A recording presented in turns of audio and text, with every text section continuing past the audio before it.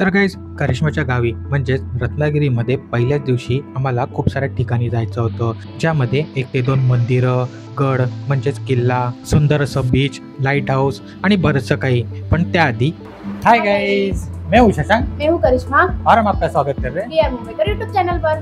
तर गाईज रत्नागिरीमधील पहिल्याच दिवशी शांती द ग्रँड पॅलेस या हॉटेलमधून जसं आम्ही फिरण्यासाठी बाहेर पडलो तशीच आम्हाला खूप सारी लागली भूक.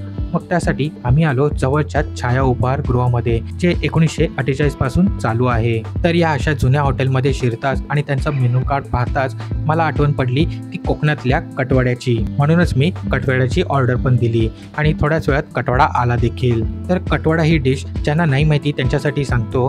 कटवडा म्हणजे एक प्रकारचा बटाट्याचा वडा असतो, जो कोकणी पद्धतीच्या सांबार किंवा मिसळमध्ये मिक्स होऊन येतो, म्हणजेच ॲड होऊन येतो व त्यासोबत पाव दिले जातात.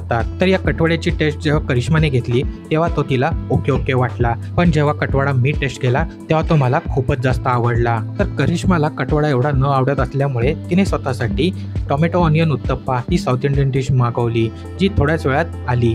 ज्यामध्ये ऑफकोर्सली टोमॅटो ऑनियन उत्तप्पा तर येणारच होता, त्यासोबत चटणी आणि सांबारही होता.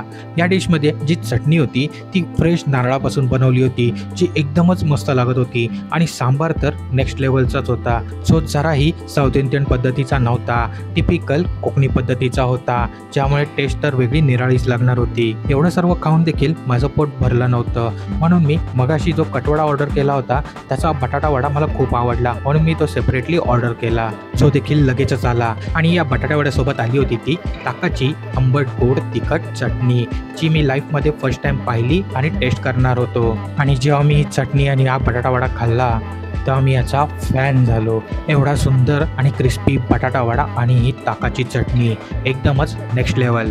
तसं हे छाया उपहारगृह 1948 पासून सुरू आहे, पण हे याच्याबद्दल आम्हाला आधी काहीही माहिती नव्हती. इथे आल्यावर आम्ही जस्ट या हॉटेलमध्ये शिरलो आणि तेव्हा आम्हाला माहिती पडलं की हे हॉटेल 1948 पासून चालू आहे आणि एवढं सुंदर जेवण लोकांसाठी सर्व करते. तर छाया उपहारगृहामध्ये पोटोबा झाल्यानंतर आम्ही निघालो आमच्या पुढच्या प्रवासाला.